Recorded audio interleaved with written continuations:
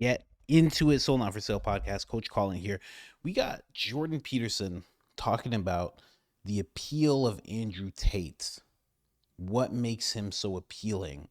And as he's describing it, because you saw the first video that I made, I don't have a beef with Jordan Peterson, but I'm starting to see some things with him. So as I'm watching him talk about Andrew Tate and his appeal, I start to kind of realize there's a bit of I don't want to say maybe a mirror, maybe a parallel, but I'll have to have you listen to the clip first, and then we'll talk about it a little bit.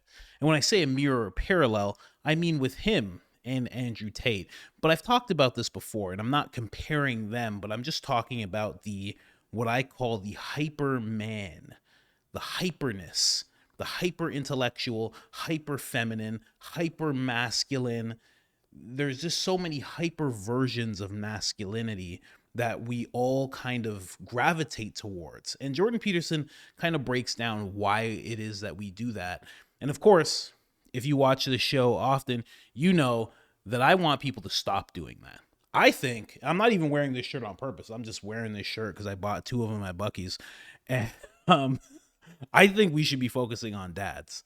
Not just because I am one. I've always just thought that. We should be focusing more on a different type of man, a normal man, quite honestly. But let's get into it.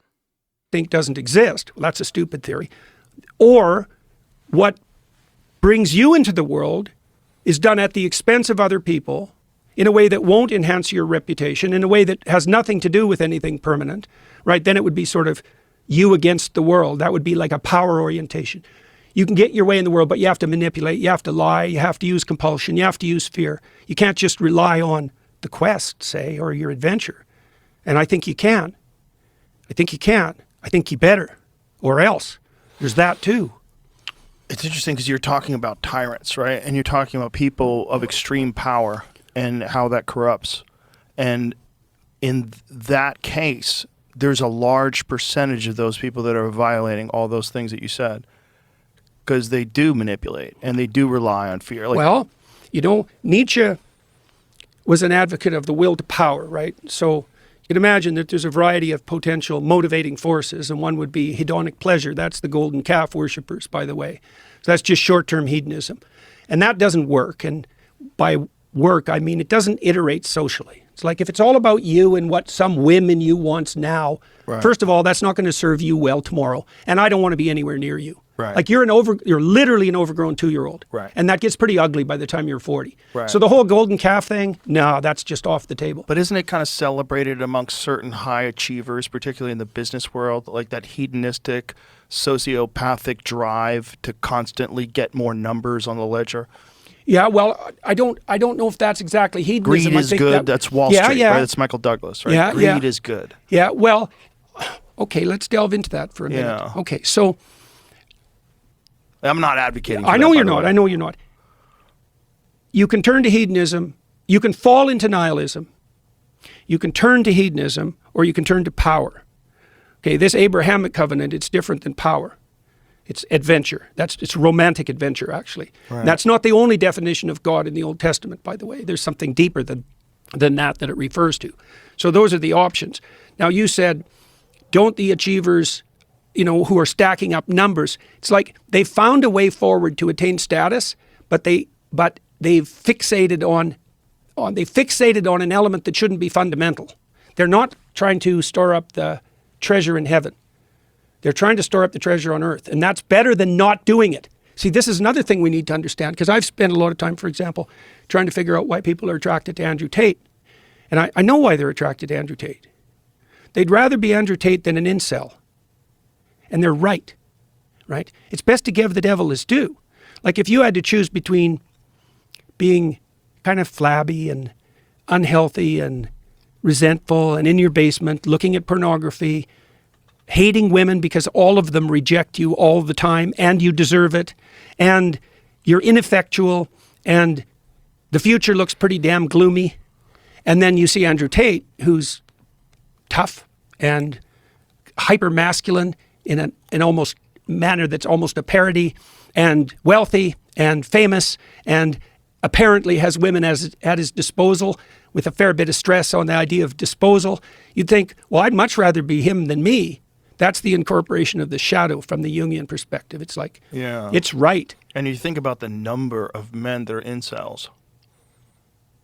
The thing about men also, if they get rejected a lot, they associate women with pain. Yeah. And then they get angry at those women because those women cause them pain. Like, it's just very simple equation. Yeah, of course. And that's how you get a man hater. Or, excuse me, that's how you get a woman hater. Oh, and the same could be said for, that's how you get a man hater, right?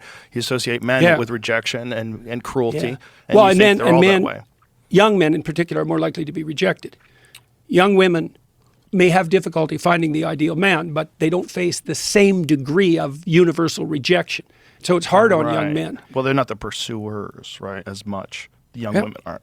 Right. Well, and women are the gatekeepers, fundamentally, of sex. Sure. So that's their essential power. That's also the power of chastity. And that's the scary thing about acquiring wealth, is that wealth allows you to bypass the genetic social hierarchy. Yeah, well, I talked to Russell Brand about this a lot. You know, women threw themselves at him. How'd that work out for him? Not great. You know, it threw him into great spiritual confusion.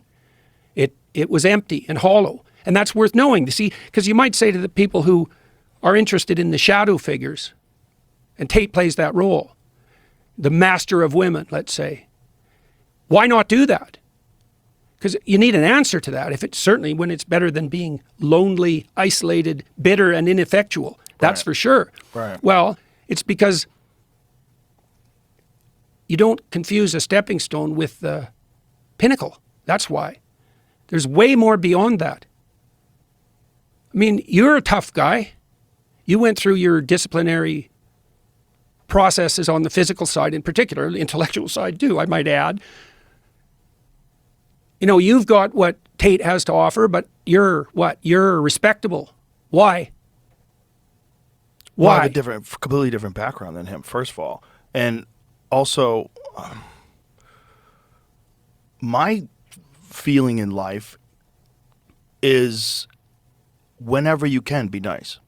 That's like a general guideline. Do you mean nice or good? I mean both. Okay. Nice as well. I get the posturing. I get how it would be attractive to young men. I get it. If I was a young man, I would certainly be drawn to him, and I was to many fighters.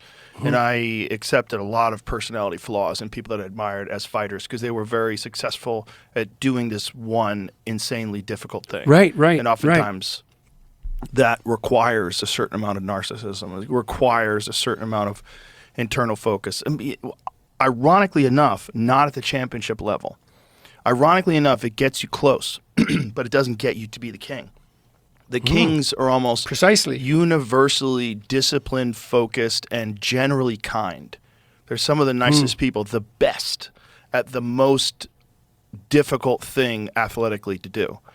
And the most difficult, you're conquering other why do you think that men. is? I think you have to be. Why? Why Miyamoto Musashi wrote about this in the Book of Five Rings. You must have balance in everything in life.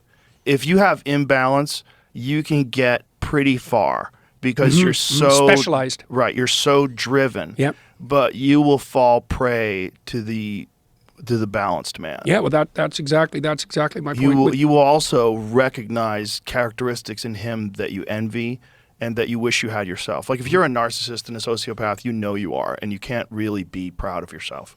You can't.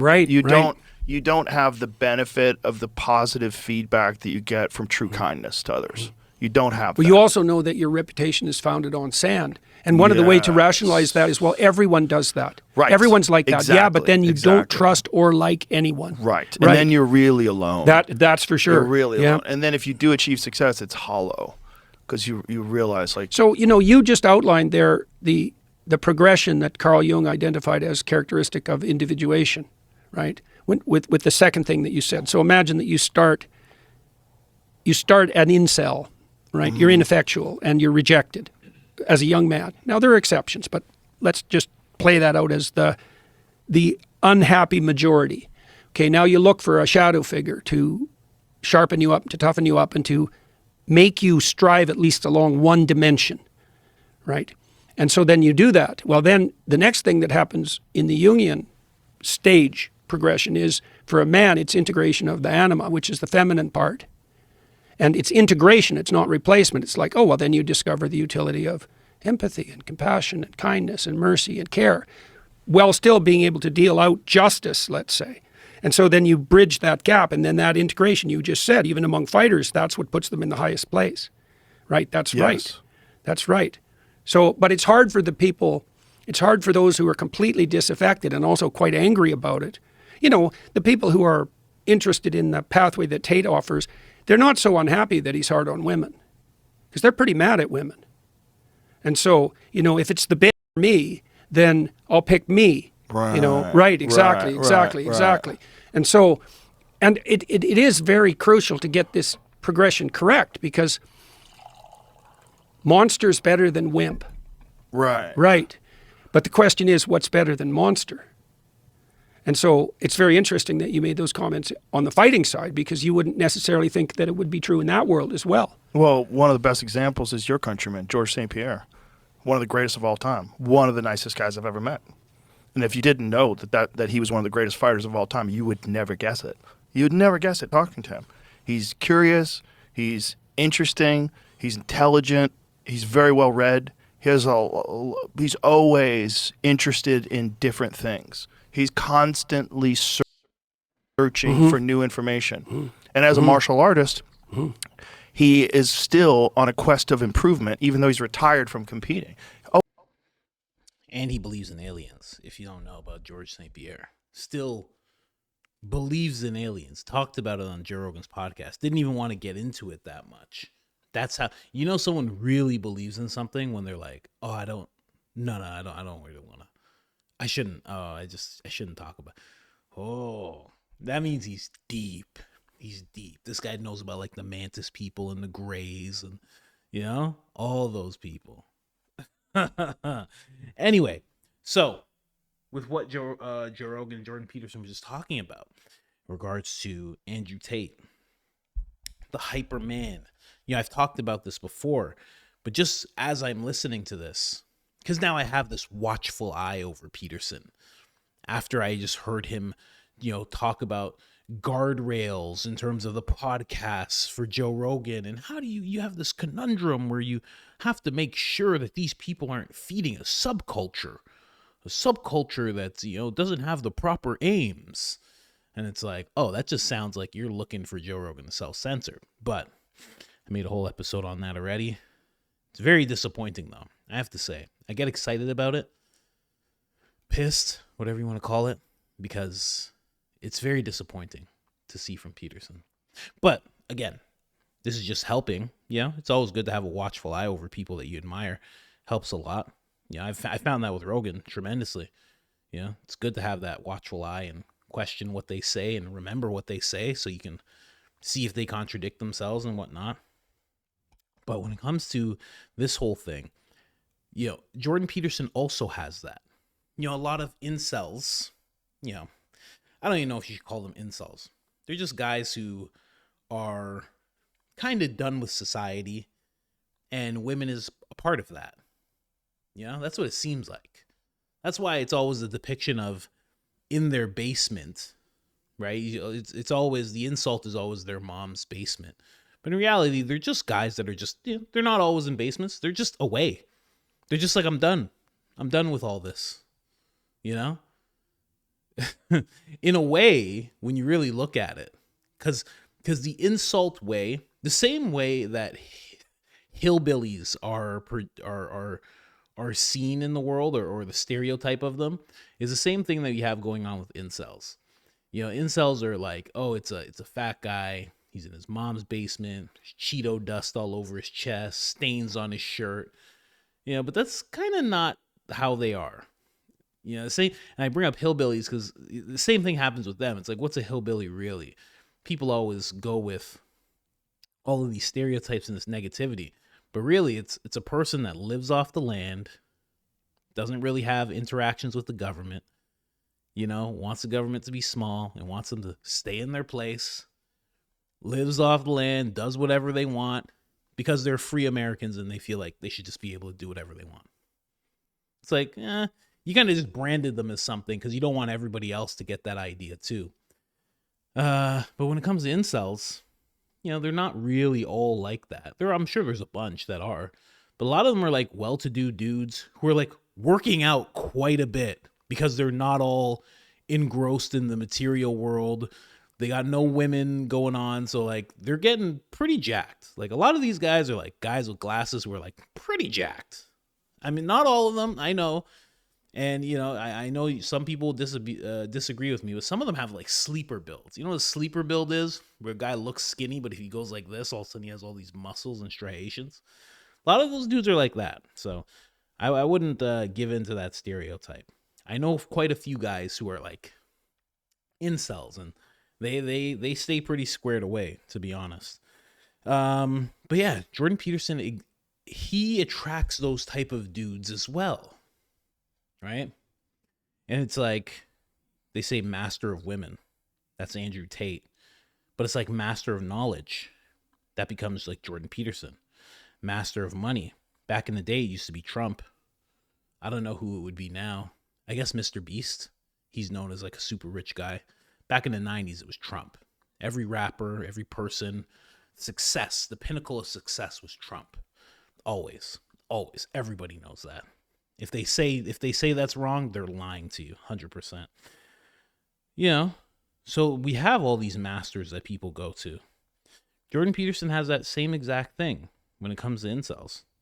They flock towards him like crazy. Arguably more than they flock to Tate. I don't know. It's a weird thing.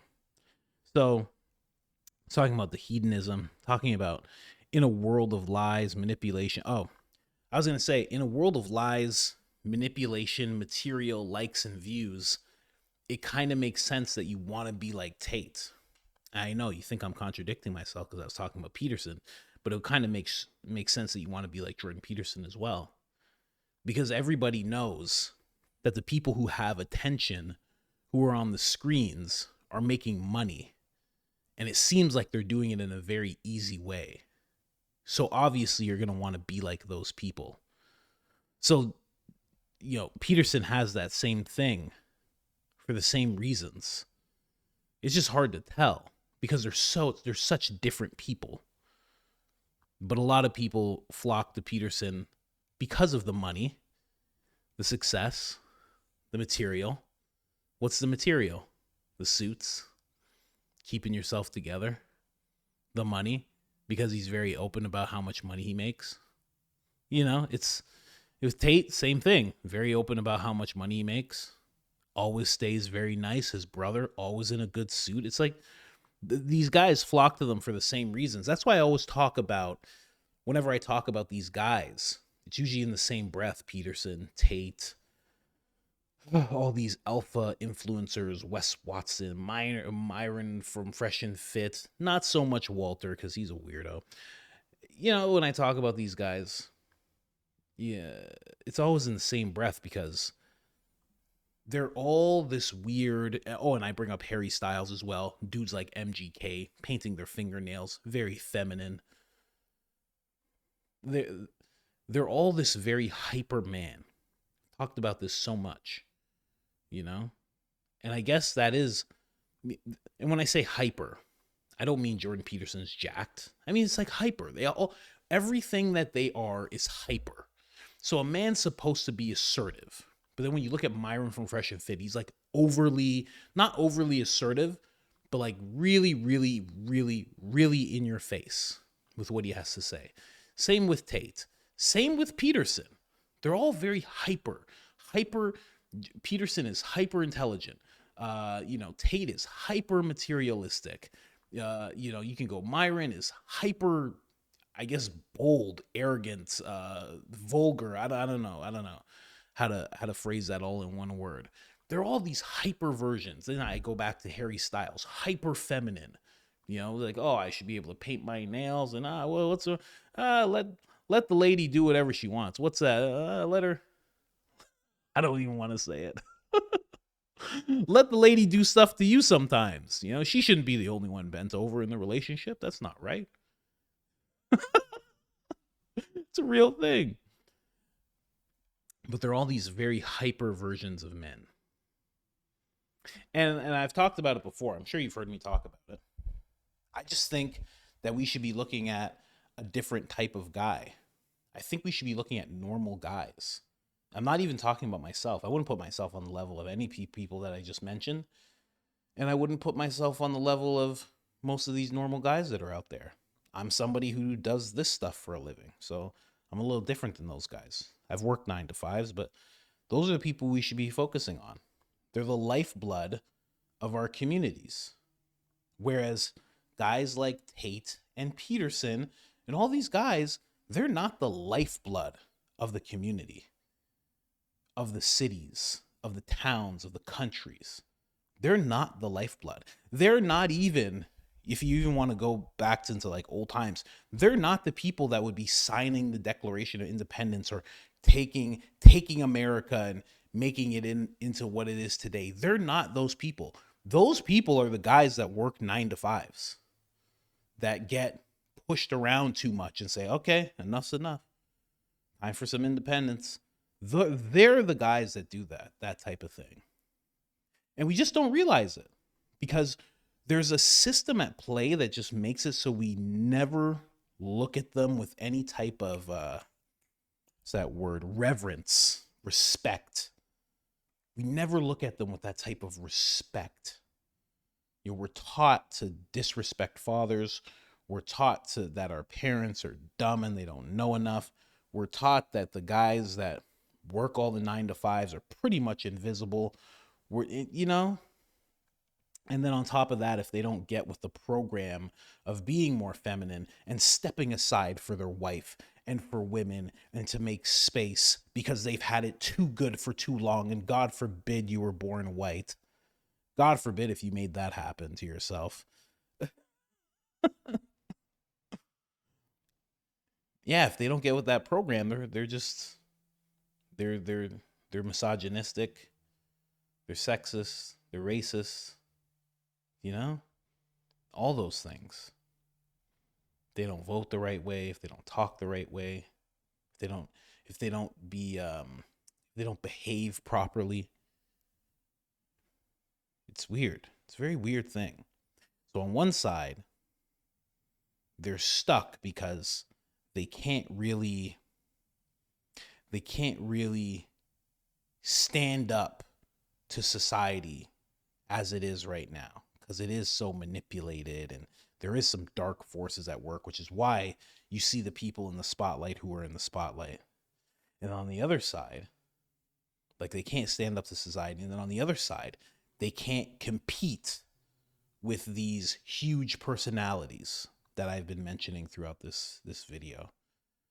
So then at some point, they have to sit back and go with the delusion, because it's not real, that they're not good enough and that they do have to obey society and work their way into that, and that they should try to compete with these huge personalities.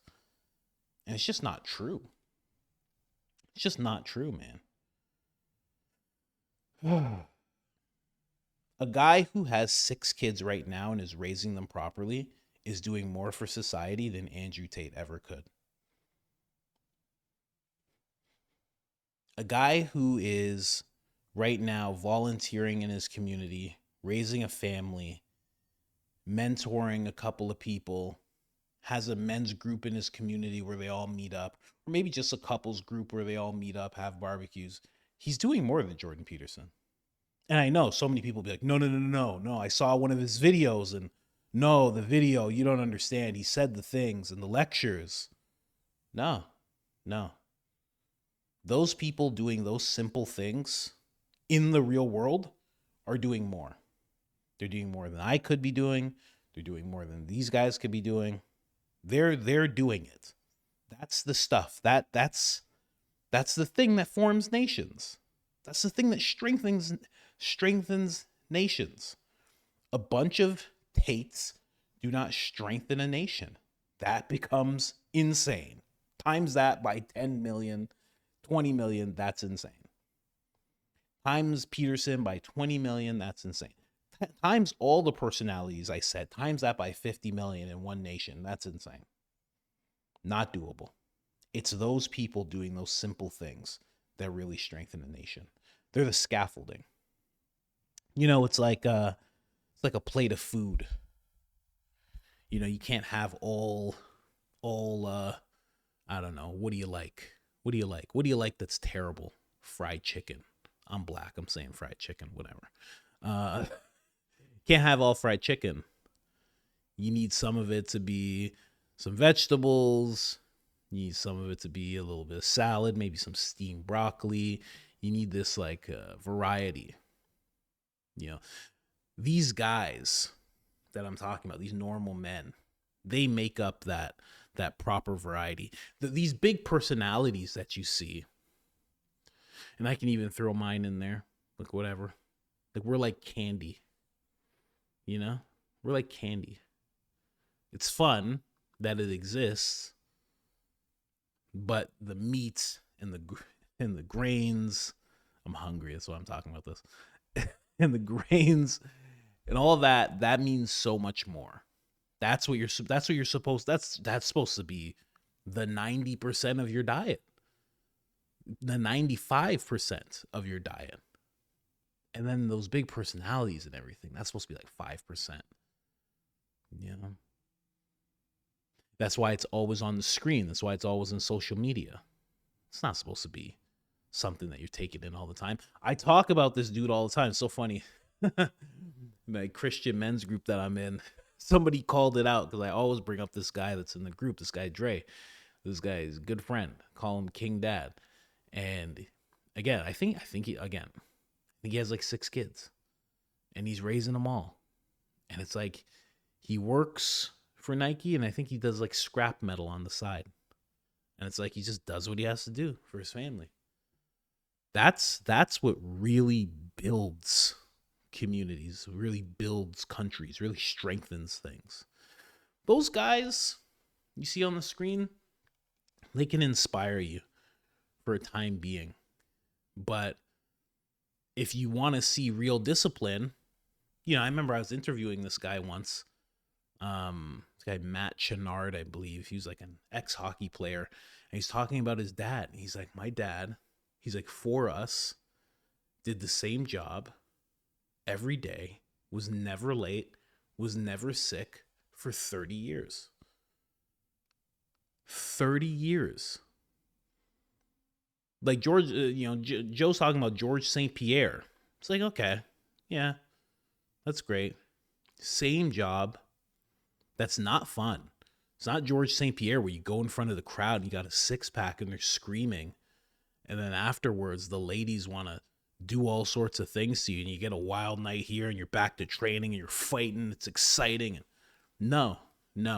A job I can't even remember 30 years every day because he had kids and he just wanted to do right by the kids. I find myself talking about this more and more. It's so important. Because if we focused on that more, all those incels that Rogan and Peterson are talking about here, they would I want to say like get absorbed into that. Because we've made these big personalities, these candy asses, we've made them so important. We've made them the bulk of our plate.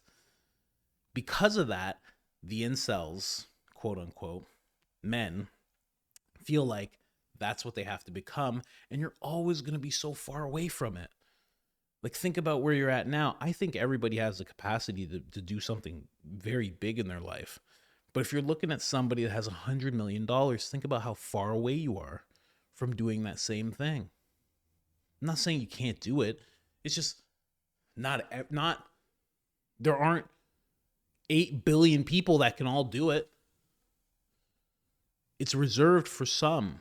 So it's just so far off. But if we gave the spotlight to the guys that I'm talking about, these regular guys, and we made them important and we made them significant and we really started talking about that more, then those guys who feel so inadequate because they're comparing themselves to Tate would just go over to that. because they would be like, oh, this is the thing. I didn't realize. I thought I had to be over there. I didn't realize I can just be here. This is good. And again, I'm not saying just do a 9 to 5. These guys are the lifeblood of the communities, of the cities, of the states, of the nation. They're the lifeblood of it. Goes back to that clip of Jordan Peterson talking about being a man and how it's necessary, and look at all the things that are happening. These buildings rise up and the lights turn on and the water runs, and it's all because of these men just in the sewers and in the skies doing all of this stuff. So necessary. Like this Generation Z, is that what they're called? Generation Z? What are they gonna be when they're older? Are any of them gonna be plumbers? Are they planning on doing that? Is anybody gonna be a pipe fitter? Is that just gonna be gone? I don't know. What's everybody gonna be? Everyone's gonna have their own satellite, their own channels, and everyone's just gonna watch everybody? Doesn't sound sustainable to me. Doesn't even sound fun. But yeah, I think about that a lot. I know this is just mostly just me. I know some people are like, yeah, show me clip after clip. I'm a person, not monkey. It's not dance monkey dance time. I do what I need to do with these videos. I need to get this off my chest. I'm in a hotel room right now, traveling across America, 3:33 in the morning. Yes, it's actually that time right now. April 24th. You know? You gotta really think about that. If you're one of those guys that would be considered like an incel, because I know a couple of guys that haven't like gone on a date or anything in like 5 years. I know like 5 guys like that actually. You gotta refocus what makes sense. You gotta refocus on what's really important. You know, it's funny because when you're in the position that I'm in, you're constantly having to refocus because you can't have your life be about views and likes. You can't have that be linked to your happiness. It's really unhealthy. So it's something that we click into as content creators. But regular people, quote unquote, you gotta figure out that, you know, those guys, those candy personalities, that's not where it's at. It's not where it's at. It's definitely not. I'm going to be standing way more. I can't wait for my new studio setup. It's going to be like this. I'm going to be standing up. I'm going to have a desk that comes up to here. Oh, because it makes me feel like I'm doing stand-up comedy, because that's where I want my life to be going. I want to do stand-up more and more. So I'm going to be doing this. I'm going to be talking. Brings a different energy, you know? Brings a completely different energy. But you guys let me know what you think about this. You know, I always do these episodes. I always try to, you know, just have guys talk about this stuff. You know, there was one guy in the comments, I think he said he was, I want to say retired, I want to say HVAC, something like that. And he was talking about how he just did that for years and years because he had kids. And he just wanted to do right by his kids, and he had a wild life, and you know, it helped him get away from his wild life, and now he's doing way better. He's retired now, and it's like, I don't know, why don't we talk about that more? Why don't we look at that as something? You know, I was Arkansas today. We stopped off at a McDonald's, and there was these 2 men, old men. They were sitting in a booth. And these young kids came in, probably like high school age. And, you know, you could just hear the old guys, hey, you gonna go to your father? You know? You could hear the kids are all, yes, sir, yes, sir. I didn't know who these guys were, but everybody was very respectful to them. You know, the workers, the kid, even the woke looking workers that you thought would be like, would be like anti old white man. Even they were really respectful. Black, white, didn't matter. Everybody's super respectful to these guys. Yes, sir. And they were just guys. Yeah, I tried to figure out who they were. They were just guys who just in the community. They worked forever. They've been listed. They've been living there forever. That's it. Everybody just knows them, respects them. We got to get back to more of that. Anyways, guys, I'm gonna head out. I gotta get to bed. Honestly, I gotta be up at like 7 o'clock. No, I have to be up at 9 o'clock. So I'll get 5 hours sleep right now, and then we're on the road. I'll be in Nashville by the time you see this video. When you see this video, I will be in Nashville, either on stage or in bed. That's what I'll be doing. Anyway, I'm out.